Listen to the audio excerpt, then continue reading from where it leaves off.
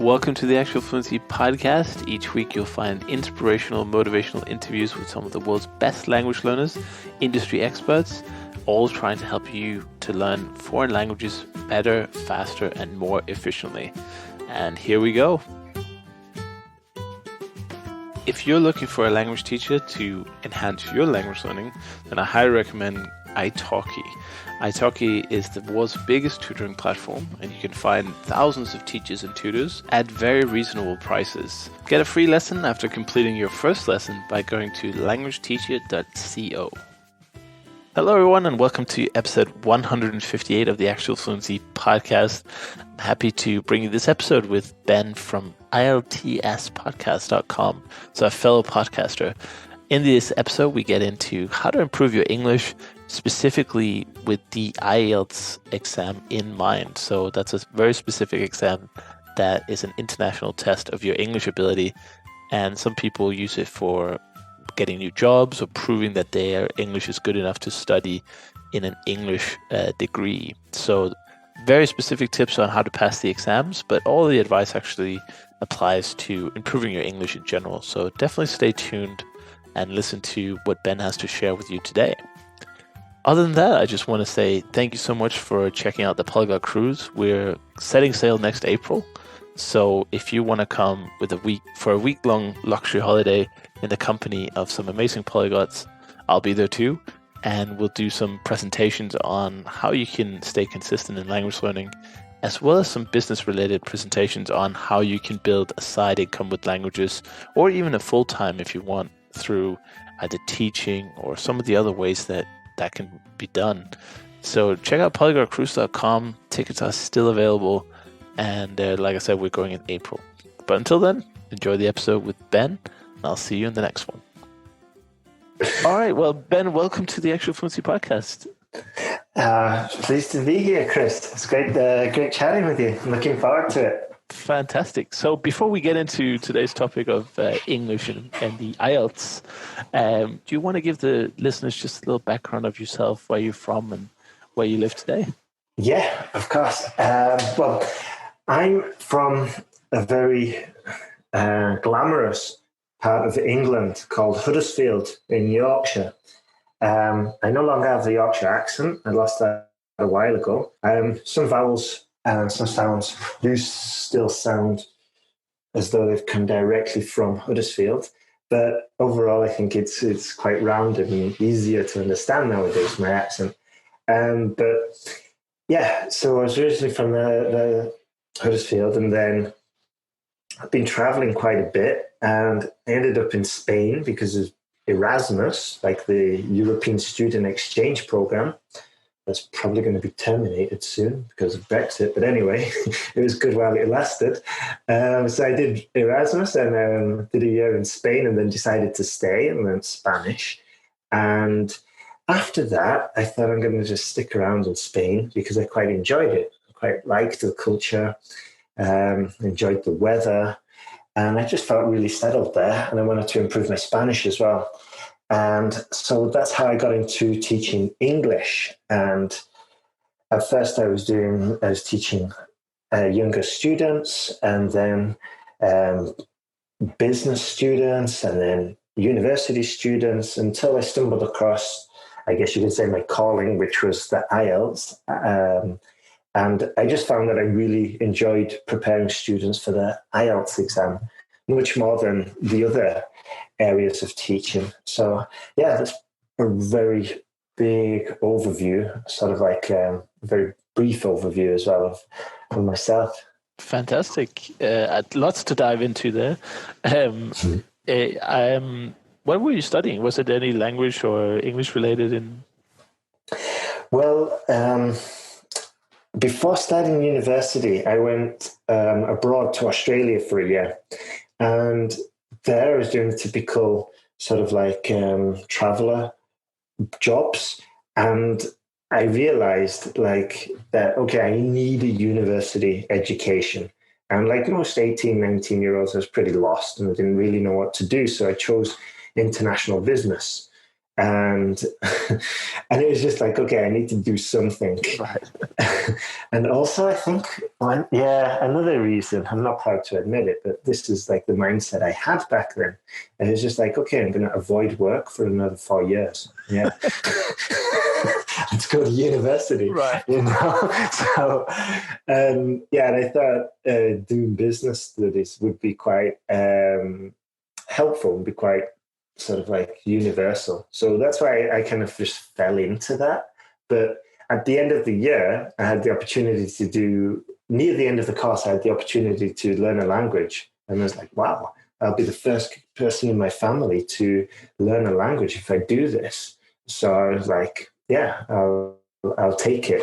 And so, I ended up in Spain. Right. How did you get the job with the kids? Was that just like a language school, or how did you get into that? I remember so clearly the first day teaching the kids, because the lady, the like supervisor, she literally just threw a textbook at me, and then she said, "Okay, you're going to be teaching in this place at 3 p.m. on Thursday." So I was like, all right. And then I turned up there, and all the kids were like about 3 or 4 year olds, and I was like dressed.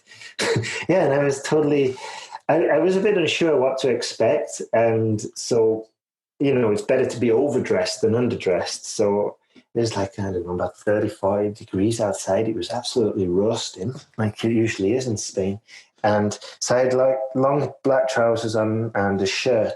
And then I had to go and teach these demonic 4 or 5 year olds who had no idea of the concept of like discipline or respect. It was just like,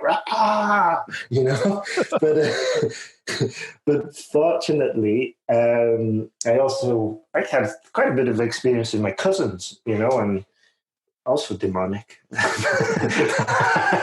No, but I quite like rowdy cousins, and we used to play a lot when we were younger.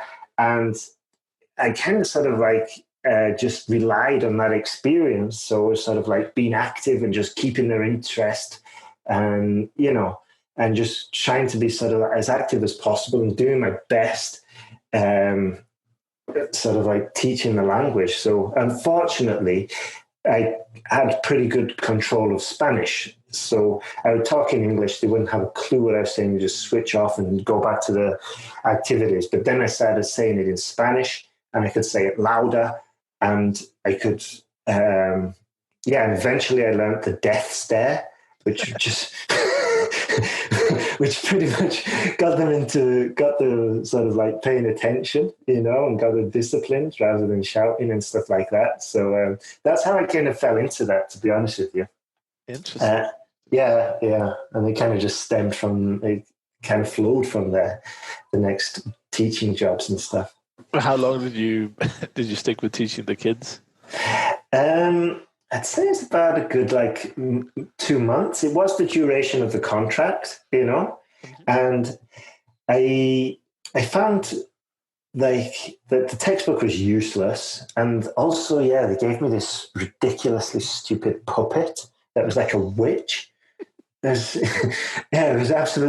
so stupid. It was this stupid puppet that I had to put on my hand, and it was one of those moments where I was looking at the puppet and I was like, how did I get in this situation?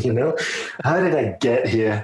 But I kind of like used it for two classes, and then I was like, this is stupid. And I remember actually one curious kid coming up and lifting up the skirt of the puppet, and I was like, don't do that. Don't do that to Dizzy. Don't do that to Dizzy the witch, But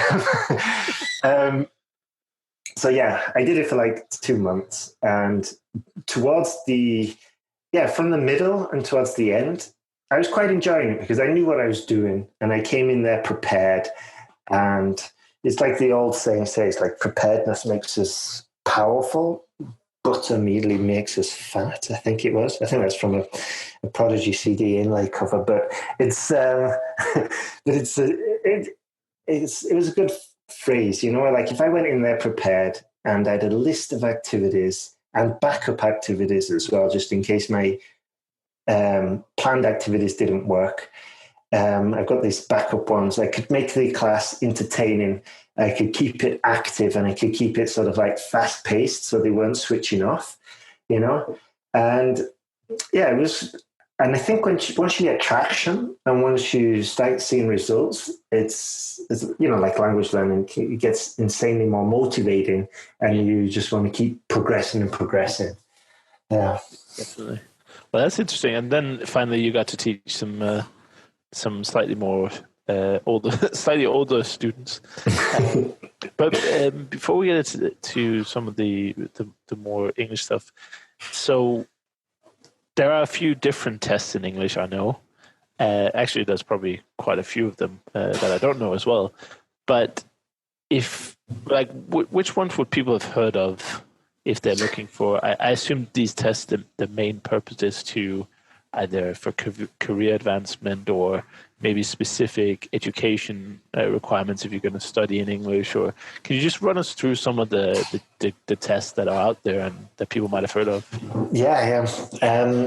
Well, there's the TOEFL, which is the big one in the US, and it's also quite big in Latin America because a lot of people in Latin America want to go to the US or study there or work there.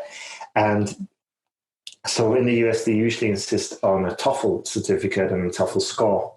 But also the IELTS is another one, and that's making inroads into the US market. So it's kind of growing in popularity as more US universities start adopting the IELTS. And IELTS stands for International English Language Testing System. It's been around for ages. It used to be called the Davis test, but it got they changed it to IELTS, which is a little bit more marketable, a little bit more understandable.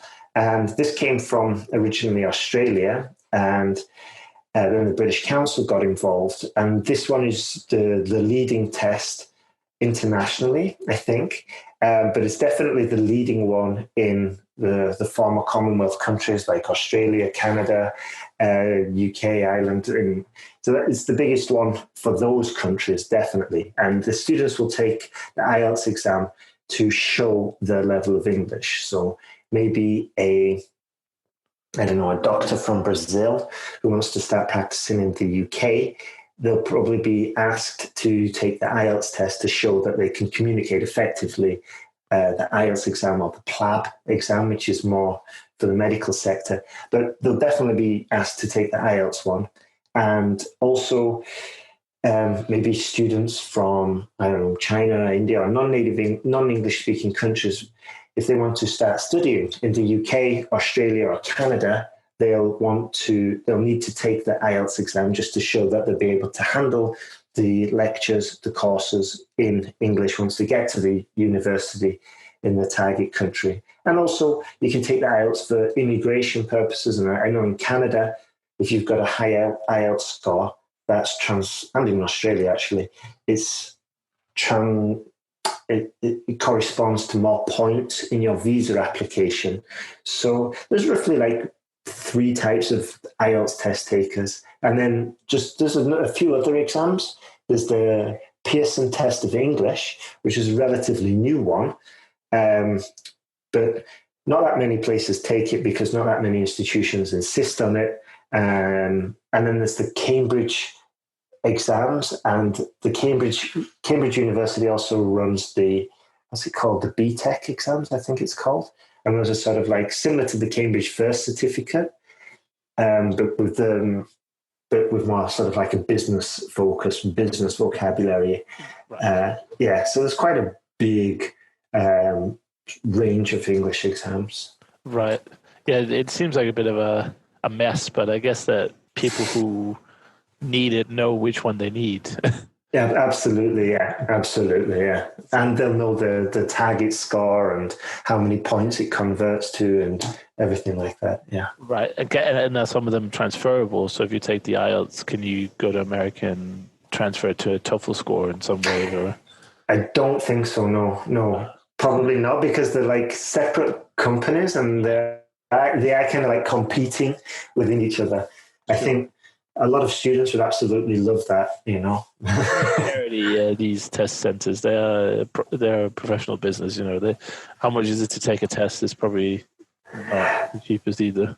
Yeah, it's between $200 and $300 depending where you are and what type of exam you're doing. Like the IELTS recently launched IELTS on computer, so instead of pen and paper, you're doing everything on computer, and they charge an extra $100 for that privilege. For the convenience. Yeah. Exactly. For the convenience of getting your paper marked quicker. Yeah, it's definitely a business. Yeah. Yeah. So now that we have all the exams mapped out, let's talk about and I assume this is similar for all the tests. I don't know if you know all of them in detail, but I'm sure they all test you on kind of the 4 areas of language, like speaking, writing, reading, and listening, right? Exactly. Yeah. Exactly. Uh-huh. So when you have like someone who wants to do well in the exam or maybe even do better, what do you think is the most important one to focus on for the sort of average? I think the area that the students have most difficulty with seems to be the writing, because with the listening and the reading, like a lot of practice tests can bring you up to speed. I see. It's quite straightforward to progress and to improve with those. There are some specific strategies, but it's relatively straightforward. But with writing and also with the speaking, I mean, students also struggle with the speaking, but it's quicker to improve the speaking, I think. The writing, though, is sort of like a whole new beast, because we're not talking about normal writing in another language, i.e. English, which is quite difficult. You probably know yourself, like writing in another language is quite challenging as it is. But the IELTS exam, it asks you to write in academic English. Oh, wow. Yeah. So it's sort of like a completely... And when I was correcting essays, I don't do it anymore. We've got a team correcting essays. But I would consistently see students writing the same way as they'd speak. So they'd be writing with like contractions, and they'd be like, yes, I don't know, and just using expressions they would in the spoken English. So they might put something like, I don't know, jail time is totally not right. It's so horrible what they do to the what they do to prisoners, and just like a casual conversation. And it takes a lot to transform your writing. One, not only to get it grammatically to a high standard, but also to start writing in an academic style, which for a lot of students they've never seen before. They've hardly ever encountered it, and this is why students struggle with writing the most. Yeah. Right. That sounds like a top tip right there, that if you're thinking about taking the IELTS, try to research a bit on how to write in academic, because people might be really good at writing, but if they've never written academically or don't even know what that means, then they could probably still get a terrible grade.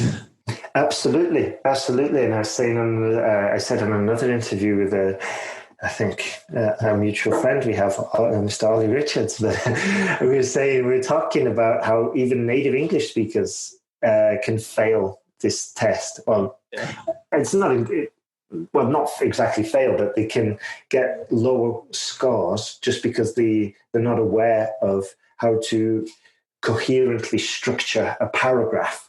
And they're just not aware of sort of like academic writing because they haven't been writing for a long time. And when they were, it was just maybe the shopping list and, I don't know, some more casual writing. But yeah, students definitely need to sort of like identify the weak spots and then focusing on those. Work on that, and that it is a test, so you can definitely find Like you said before, practice tests, and there's definitely going to be lots of supportive materials. So it's not like you're going to go into it completely unknown, or how the format is going to be, or what kind of questions you're going to be asked. So There's time on that is definitely helpful. Yeah. But what I find a lot is that there's probably too much material out there.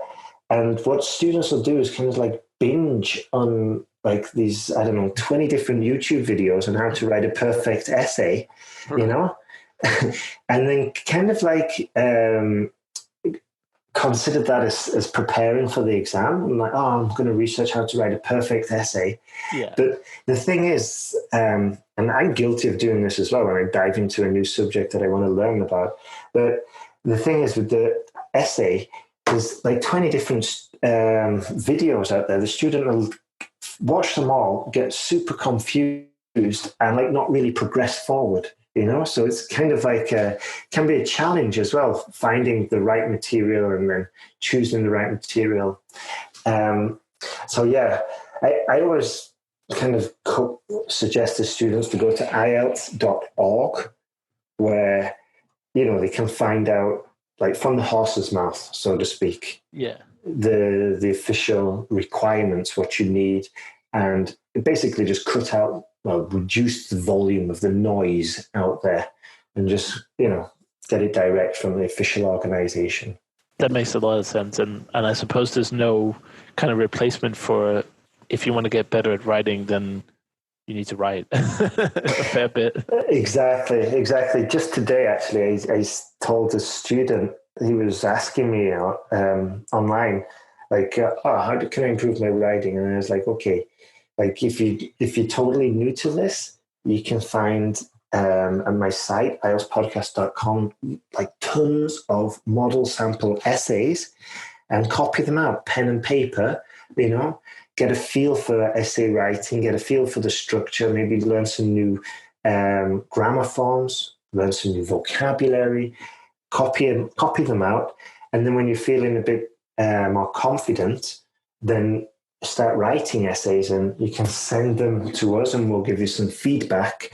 And from my experience, that's been like the fastest way to improve, getting that feedback and taking action, writing the essays and getting feedback. Yeah. But sometimes people, I think they overthink it a bit. And research mission, and they watch all the clips, they read all the posts, and they get all the advice. But at the end of the day, they forgot to actually do some writing. I mean, it's the same with all the other elements. I assume that practice makes perfect, and if you don't actually try and produce something, you don't know where your problems are, and you want to get some feedback on that for sure. Absolutely, yeah. I mean, you can't see this, but I was nodding my head all the way through that. Like, there's this, because I think it's just because we're just swimming, we're drowning in information, and it's not helping.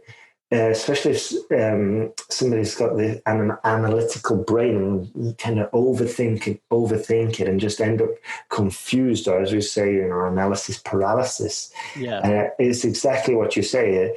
The results come from taking action and getting the feedback, not sort of like strategizing and overthinking and planning and binging on YouTube. It's action that usually brings the most results. Yeah, and I would argue that action is just better anyway, because you'll find out from the action where you need to go next. But if you never really get started, or you just do a little bit, then there's no way to progress from there, because you don't have enough data points. It's a bit like learning anything, really. If you can research it all day, but I guess what I'm trying to say is that just doing it, putting it into action, and then maybe it's not as well thought out or anything, but just getting something done is better than just being stuck in that analysis paralysis loop like you were talking about. Exactly, yeah, exactly. I totally agree with you there. And I think we're all guilty of this, but I think our sort of like true growth comes when we recognize that what we're doing isn't going to improve a situation. And two, we sort of like take action, but also sort of like take action on a consistent basis. Like, I'll give you an example. I'm reading a book now on how to improve my memory. And more than once, actually, I listened to it on, it's just an audio book, but more than once, I was thinking, oh, I'll just carry on listening to the next few chapters. This is quite entertaining. And what really I should have been doing is stopping the recording and doing the exercises to improve my memory, you know? not because at the end of the day, we need to sort of like move away. Okay, it's entertaining, yeah, and I do want what it says on the can, you know, I do want sort of like these benefits that come with buying the book, but unless I take action, I'm not going to get them. So yeah, I had to really just stop listening and say, okay, I'm not listening to any more chapters. It's pointless until I do the homework that the actual recording says I should do. Right. So if you struggle with writing, write more, get feedback, try to understand the assignment better as well. So look at what kind of writing are they looking for? What kind of, I don't know if there's any formatting or anything, but just what's the assignment basically? Because you don't want to send like a business letter style writing to if the assignment was supposed to, you know, as you would talk to a friend. Also for this test, you know, you don't want to sound like you're just speaking normally if it is an academic style they require. Absolutely, yeah. And if you go to just Google and you can put like IELTS.org official criteria PDF writing, and you can find out like a full breakdown on how your essay is going to be marked. Yeah. So and it's sort of like a roadmap. So you know that your essay, if you want to get a band 7 or higher, you know, it's got to be cohesive and coherent. There's got to be some strong lexical resource there, which means like using some special vocabulary for that topic. So yeah, absolutely. You need to find out what is being asked of you and what you actually need, and then start taking action, getting the feedback, and start improving. We'll just take a quick break to hear from our sponsor, italki, but we'll be right back. On this podcast, I've interviewed hundreds of language learners, some of the world's greatest polyglots and industry experts. And one thing they all agree on is the value of one-to-one tutoring lessons. And for this, I highly recommend italki. They have thousands of teachers in all price ranges, and they even have certified teachers who have taken diplomas or have degrees in the language you're learning. So whether you're just brushing up on your Italian ahead of a trip to Rome, or you want to master Russian to take the exam, or whatever your goals are in languages, italki has a tutor suitable for you. And compared to private tutoring offline, it's really affordable. You can find informal tutors down to $5 an hour, and you can have trial lessons for even less. So if you want to master a language from the comfort of your own home, and you even get a $10 credit when you complete your first lesson, go to languageteacher.co and check out italki. It might be the best thing you do for your language learning this year. So what is the second hardest thing for most students? Well, the writing is quite a beast, to be honest. There's the task 1 and the task 2. And there's also IELTS Academic and IELTS General. And I'll just briefly say for task 2, it's broadly the same. You have to write this essay. Maybe it's about pollution. Maybe it's about crime. Maybe it's about education. And then for task 2 Academic, you have to write about a graph. And then for task 1 General, you have to write a letter. And it can be like a letter to a letter to a friend, a job application letter, a letter of complaint.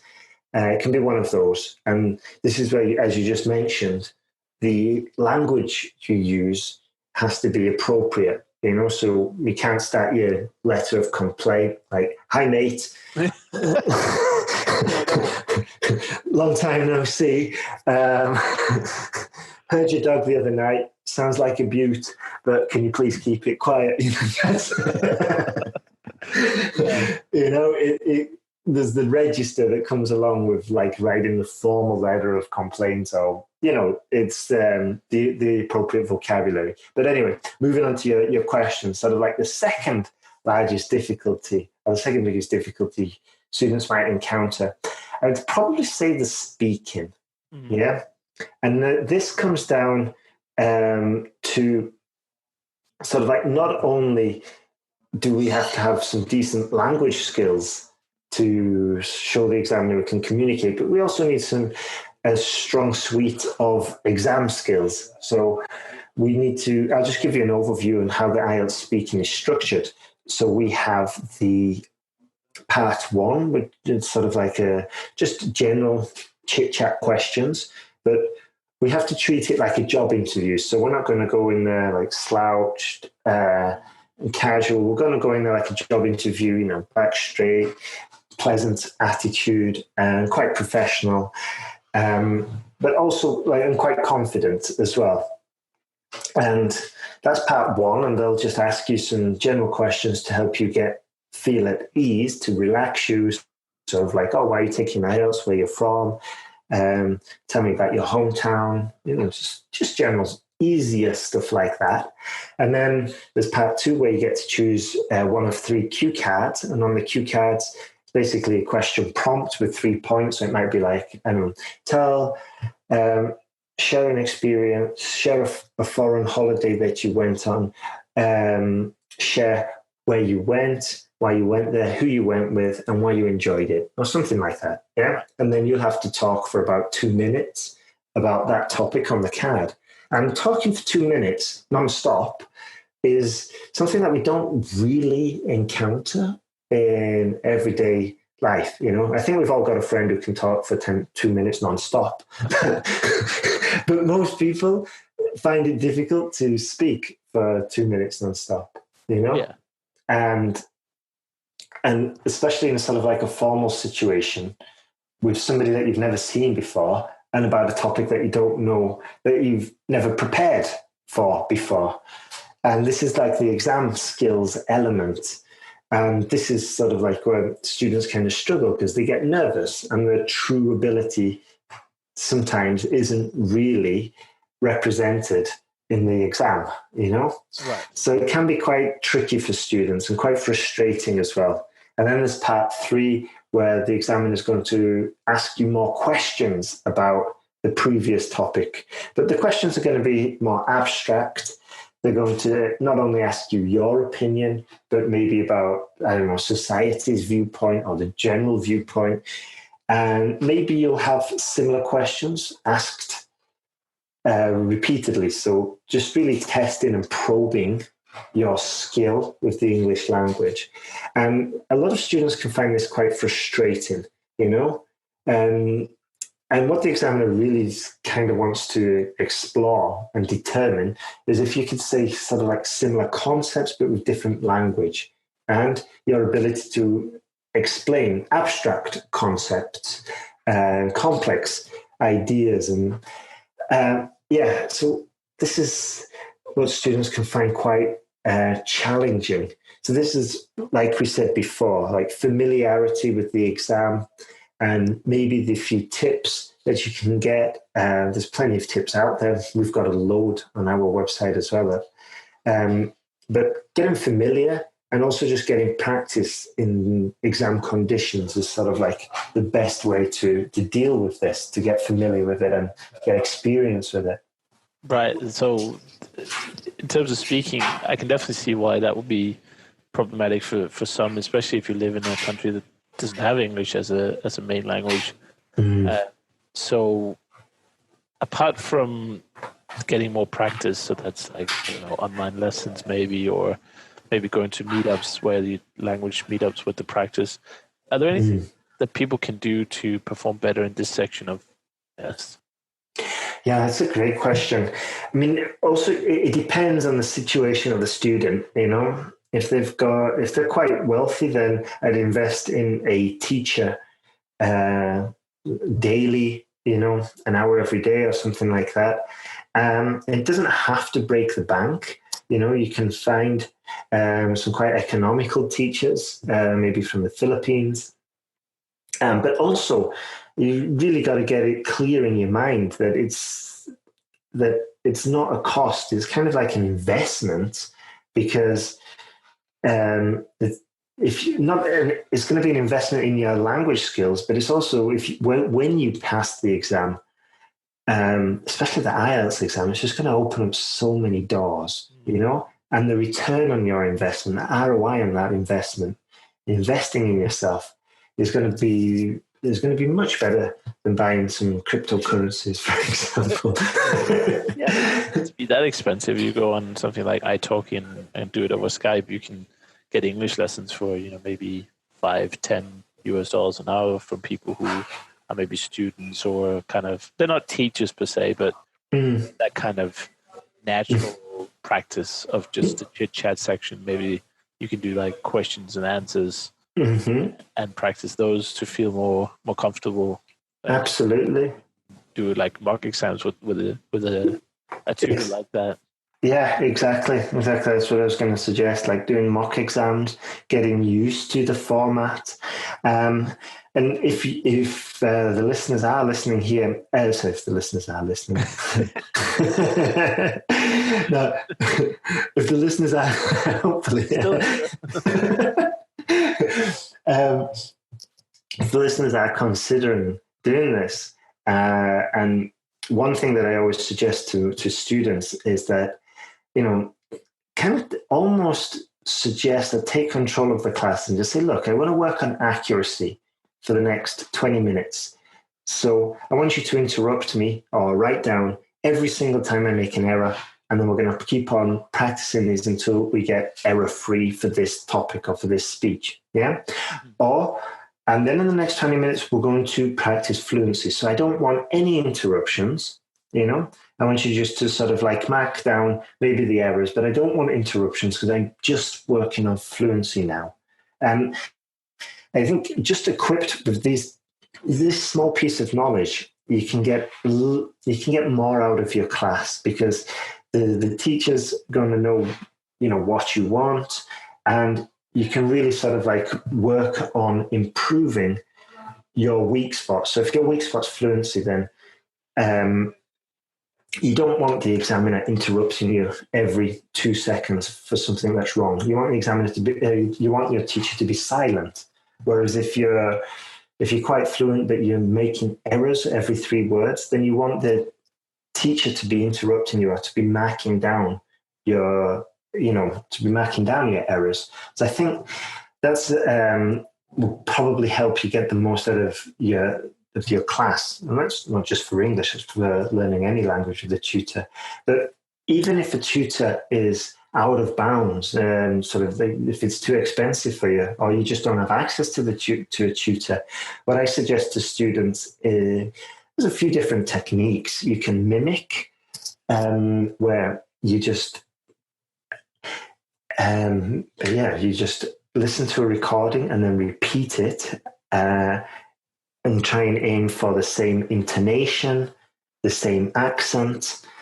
That's really a powerful way to improve and cost effective, but it comes back to discipline and consistency in doing that. Another good way, one student told me, is to start speaking aloud all the time. In fact, I had one Spanish friend, Pedro, who used to wheel his grandma around the park talking to her in English. And she had no idea what he was saying. But he just kept on. Yeah, exactly. I don't think he was talking with her. He was talking at her. Poor lady. But she was just happy to be spending time with her grandson. But he just needed to get this speaking practice, and he didn't care if he seemed like a bit of a loon in the pack. But, he's just getting that practice and building up the fluency. And yeah, I think there's lots of different ways, and it kind of goes back to what we touched on before. You've got to kind of find out which method works for you best, Right. And because maybe mimicking doesn't work. Maybe transcribing is the best way you can improve your vocabulary. Or maybe you find speaking is the best way. And also there's, recording yourself, listening back to it and spotting your errors. I think there's quite a wide range, but it ultimately comes down to like how much money you're going to invest, how much time do you have, and what works best for you as well. Yeah, and one thing I was wondering is, do you get judged on like pronunciation accuracy, like accent, that kind of stuff, or is it purely the content of what you're saying, as long as it's understandable? You get assessed on your fluency, on your grammatical accuracy, and the coherence as well. But they're not going to mark you down if you've got, I don't know, a Canadian accent. Maybe they'll mark you down if you've got a Liverpudlian accent. They should probably. Exactly. No, I'm thinking, if you're learning English and you spend a lot of time with, let's say, textbooks or practice exams, you might get a very good level in English, but you might have a really strong accent from your home country, like from India or China or wherever you're learning from. I was wondering, is that part of the assessment? I don't think you'll get marked. You won't get marked down on your accent, but you will get marked down if it is hindering the comprehension of the listener. Hard to understand. Exactly. Yeah, exactly. Mm-hmm. Oh, fantastic. So it doesn't go against you as long as you just... Yeah, as long as you're understood, Yeah, it's quite practical, pragmatic in that sense. But what I'd say to students who do have a strong accent is like, it's not as difficult as you might think to improve it. I find that if you slow down and you start sort of like pronouncing every single sound in the word, you can improve the clarity of your speech quite quickly. And there's quite a few techniques actually in the online course we go into a few different techniques to exactly address this problem of sort of like of accent and of nerves and confidence building techniques, which goes back to what we were saying before. Like, you could be really good at speaking English with your friends, but if your confidence is low in an exam setting, then you really need to work on your confidence, which is questionable to an extent how much of a language skill that is. Obviously there's some overlap there, but yeah, it's like once you start digging into it, like a lot of topics, it quickly expands and it can become quite overwhelming for a lot of students. Yeah, I can imagine that. But in general, the advice of do more of it applies to all of the skills here. What can we say about the listening? So how is that tested? Is there some kind of multiple choice or? Yeah. The listening, you go in there and it depends if you're doing it on the computer or if you're doing it with the pen and paper and the marking sheet and stuff like that. But in IELTS listening, it's quite unique because they'll only play the recording once. Wow. Okay. Yeah. So you really got to pay attention. And this goes back to what we've said numerous times now. It's like an exam skill. Yeah. So you listen and there's like different sections and different skills. So in some of them, you've got to complete the sentence. Some of them, it's multiple choice. Some of it, you got to like label a diagram. There's all these kind of different sections, and it gets progressively harder. But you've got to really like focus. And just a tip here for anybody who's considering it: if you can go to an exam center that uses headphones, it's going to work in your advantage to your advantage. Because I've heard about students going there and the exam center was next to a highway, and at crucial points, a lorry has just stormed past, and it's like, just at the exact point where you're like listening for that information. So yeah, and it is quite exhausting, So this is where it comes back to training and doing the practice exams, as I mentioned before, getting familiar. Yeah, and also to improve on this. Like I said before, you need to do practice exams, but don't mindlessly do exam after exam.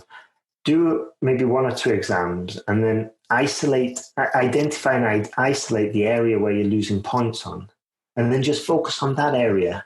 And this way, you're going to improve your score faster rather than doing test after test after test. If you're just doing a section, multiple choice section, after, repeatedly, then you'll quickly bring your skills in that area up to scratch and hopefully stop losing points in that area. Yeah, and obviously listening is one of the trickiest skills to learn for any language or any language learner. In that people speak really fast, and it's hard to kind of sometimes hear where the first word starts or ends, and the second word starts again. Exactly. Yeah. What do you suggest for people to? I guess you can do the practice exams and improve your listening at the same time as improving your exam technique. But are there anything that people can do outside, other than obviously just getting a lot of input, just watching or listening to a lot of English programs? But is there anything they can do with sort of an active learning that? Great point. I think transcribing is a fantastic way, because you're going to learn some new vocabulary. You're going to learn it perfect firsthand, all the structures, and you're going to learn the perfect pronunciation at the same time. And you're going to get a very useful skill of being able to sort of like focus and write at the same time, which is very handy when we're talking about the IELTS exam. So I think that's a really sort of like powerful technique to get your exam skills. And also you're going to boost your vocabulary, probably going to increase your grammar skills and learn new vocabulary, but learn it with the correct pronunciation first time. Also, like you've just mentioned, connected speech. If you can spend a little bit of time just dissecting the English language and just learning where these connected parts, which words get pushed together, which words remain separately. If you can get used to this, and this is another thing that transcribing will help you with, but this will also help you. And also, in just going back to the actual exam, that there's going to be different accents on the exam. Oh, wow. Yeah. So, and at some points, there's going to be there's going to be a few people talking at the same time. So maybe they'll be arranging a meeting, and they're quite sneaky. So they'll say something like, okay, so let's arrange the meeting for Thursday at 3 p.m. Everybody agreed? Yes. So the novice student might write, the meeting's at Thursday, 3 p.m. because it was so clear. And then the last second, they might just switch it and they'll say something like, no, actually, Friday's better for me. Can everyone do Friday? Yes. So it's switched to Friday, 3 p.m. Or they'll say, actually, tomorrow's better. Can everybody do tomorrow, 3 p.m.? And they'll say yes. So it's actually the meeting's at Friday, 3 p.m., but they never actually mentioned Friday, 3 p.m. They'll just say tomorrow at the same time. Right. So there's kind of little tricks like that you need to be aware of. And the answer might not be as glaringly obvious as the exam writer wanted you to believe. Right. So that's another top tip for anyone. A language exam is be a little bit of a Sherlock Holmes in that the first instinct might not always be the correct one. You want to test your theory and see what comes out of the whole conversation. Exactly. Yeah, exactly. And kind of like go for the meaning of the sentence, of the conversation, rather than sort of like the explicit keywords. Because if you're just listening for keywords, you can get severely distracted and end up in the wrong place. Yeah. But other than that, listen and just for the transcribing, would you mind just explaining what exactly you mean by that, in case anyone's wondering? Do you mean you put on recording a TV program, or what would you do? And would you start and stop all the time, or reduce the playback speed? Or because obviously most people, I don't know, maybe it's just me, I definitely can't transcribe in real time in normal speed of English or Danish for that matter. And that's even on the keyboard where I can type a lot faster than I can write by hand. But to to give people the practical right. do that, because I'm sure everyone knows what transcribing is. It's just to get the practical. Yeah, that's a good point. I mean, I can't. Yeah, but what I recommend is that you find something. First of all, you find material that you love. So if you love Formula One, try and find a podcast about Formula One, because that's going to help you keep interest, maintain your interest, and you're more likely to do it more often, rather than some random podcast. Sure. Second, make sure that it's native English speaker level, and make sure that if you can, I mean, it's not essential, but ideally maybe one or two speakers on there at the same time so you can kind of get a variety. What is essential is a transcription. If you can find a podcast that has a transcription with it, BBC 6 Minutes English is excellent, because not only do they give you the transcript, but they also ask some comprehension questions at the end of it, and that's really useful.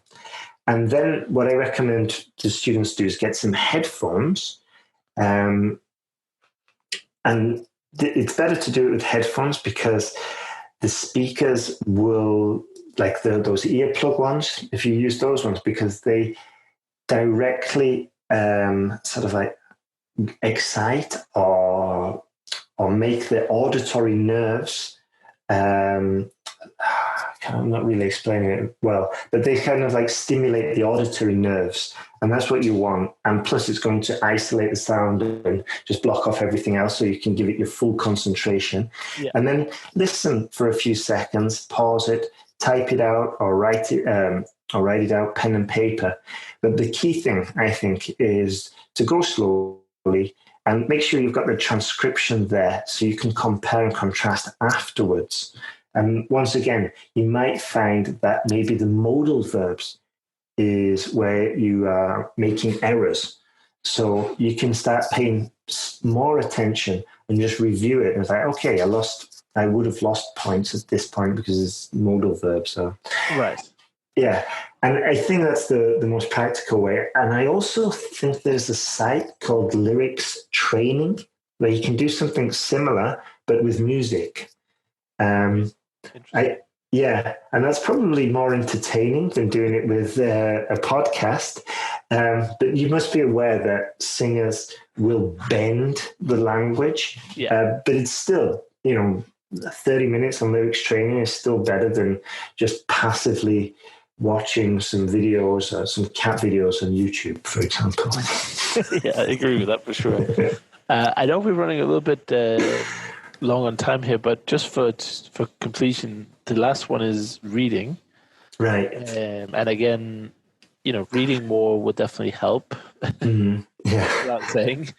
But do you have any specific tips for people who might not be very strong in reading? Well, it's broadly the same as listening. Increase the exposure to the language. Obviously, increase your reading. Do practice tests. Get familiar with the exam. Identify where you're losing points. Focus on those areas. Become familiar with active reading, where you're just instead of just sort of like just chilling and glancing over it. Active reading is where you're sort of like inside the text, you're highlighting it, you're underlining it, you're circling words. And this is where a Kindle is really useful, because you can just tap the word on your Kindle and boom, you've got the Cambridge dictionary definition there. Yeah. And that is fantastic, So just in a nutshell, it's broadly similar to the listening.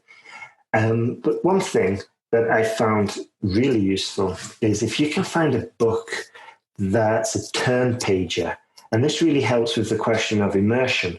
If you can get one of those books that's really addictive and you just keep on reading and reading and reading, it's sunny, it's a beautiful day outside, but you're in your apartment just reading a book because you're addicted.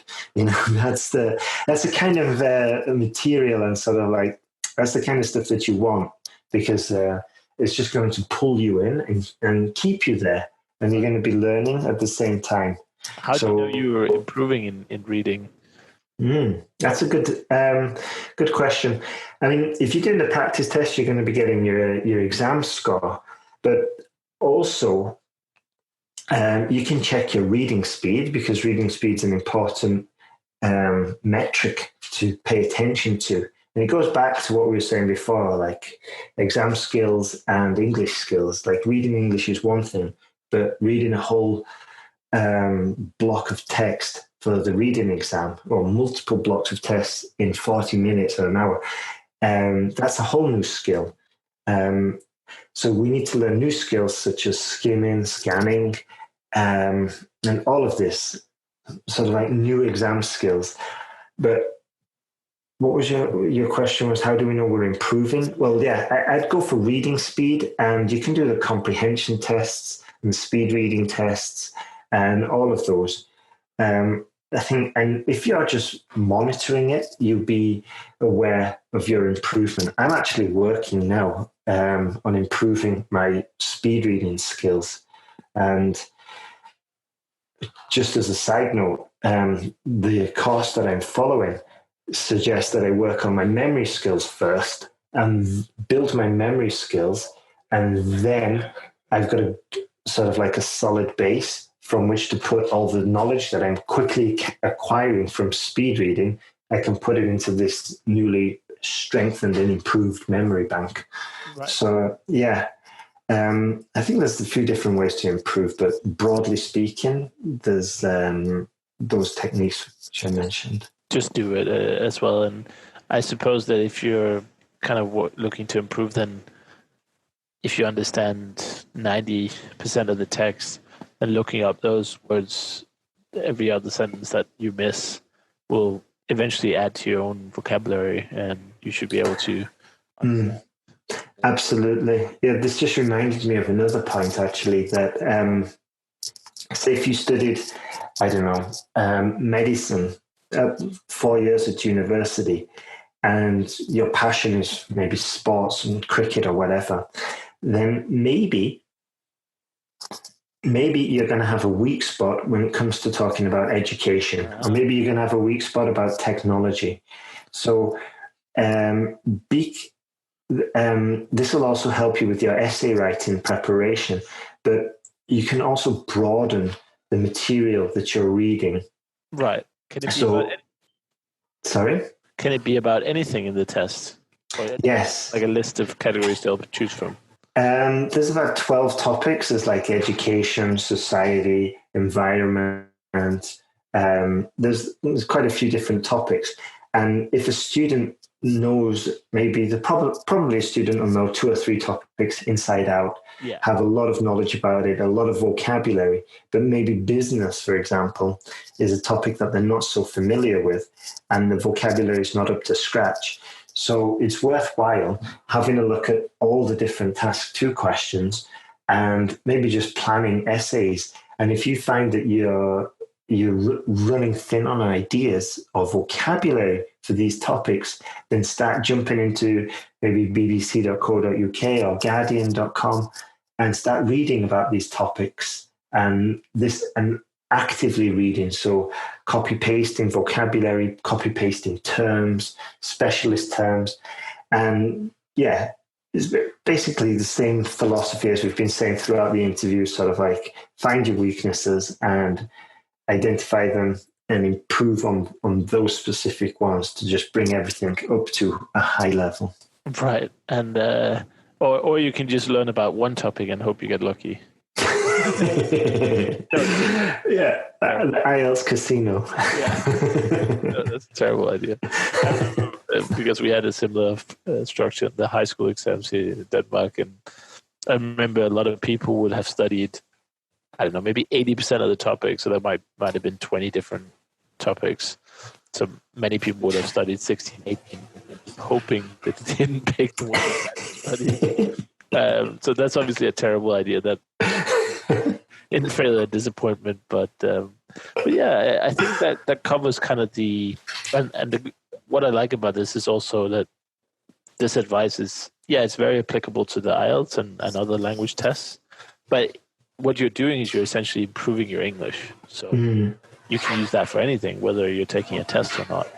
And I really like that kind of thorough in going through all the areas one by one. That's not something I've done before, but in conclusion, just do more of all the things. Be sure to read the specifications. Make sure you're careful with what they ask and what kind of information is leaked in the different media, whether they're trying to set you up for a trap or not, and get help. I think that's a big one as well. Yeah, and that's a perfect segue into the outro here. So if people want help with their IELTS exam, so they can come to you. Absolutely, yeah, absolutely. The important thing that you said there, you kind of hit the nail on the head, is sort of like get help. You know, because a lot of students, and I've been guilty of this myself a few times, sort of like this independent warrior, lone wolf syndrome, which isn't like masculine. It's not effective. So yeah, it's get help and reach out and send emails, ask questions, and at my site, IELTSPodcast.com, I encourage students to send in emails and ask us questions. And just remember, you're not alone doing this, Fair enough, you might be the only person in your village preparing for the exam, but there's thousands and thousands of people every day preparing for the exam. And if you send out an email, we can give you some guidance. We can help you.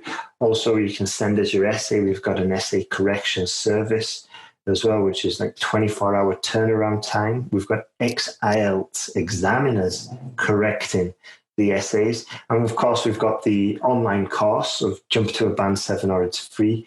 Online IELTS course covering the speaking, the reading, and the writing, of course. So, fantastic.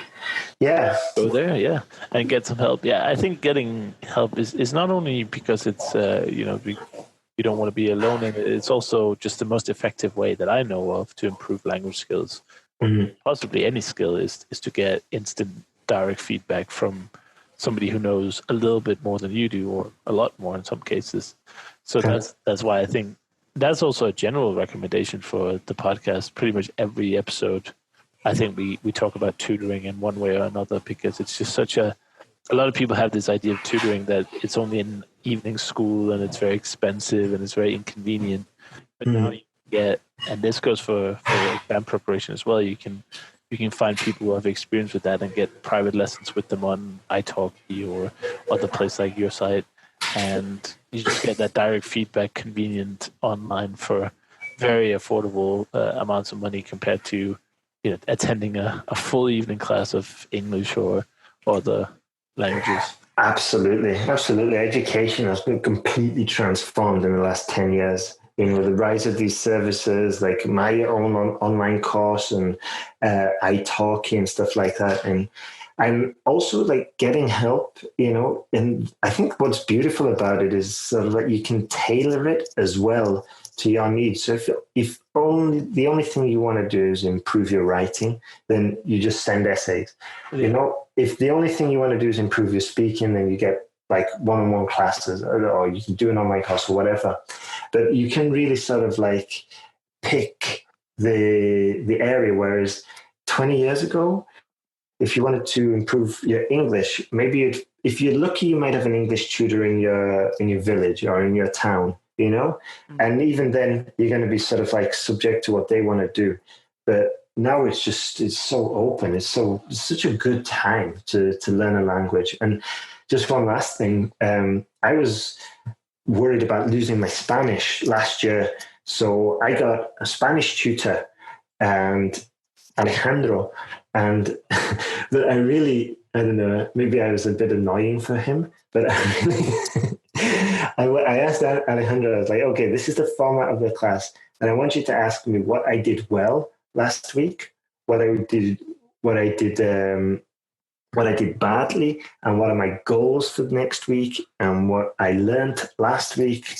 And we just went through these questions, and it was really good because I was reviewing my Spanish. He was noting down the mistakes, and I was like learning in other areas as well. So I killed two birds with one stone, so to speak. Fantastic, yeah. And for English as well, that will be the same experience for most people, is that the learning you do to prepare for the test is going to be with you afterwards. So you have a higher level of English to when you talk to people, when you apply for jobs, or when you just go out and socialize. Your English is going to be so much better because you put the effort into the test. Because at the end of the day, yeah, it's nice to have a great score on a test. Mm-hmm.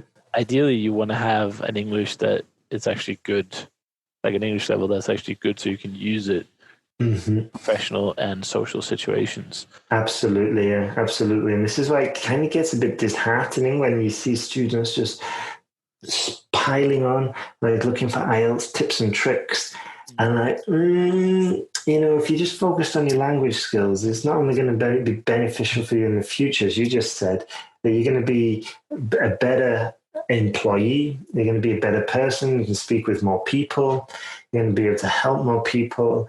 And you do get this if you sort of like prepare effectively for the exam and not just focus on if you focus on improving your language skills and then your exam skills, you're going to come out better. But it's so prevalent that a lot of students, they just go, 20 exam tips. Yeah.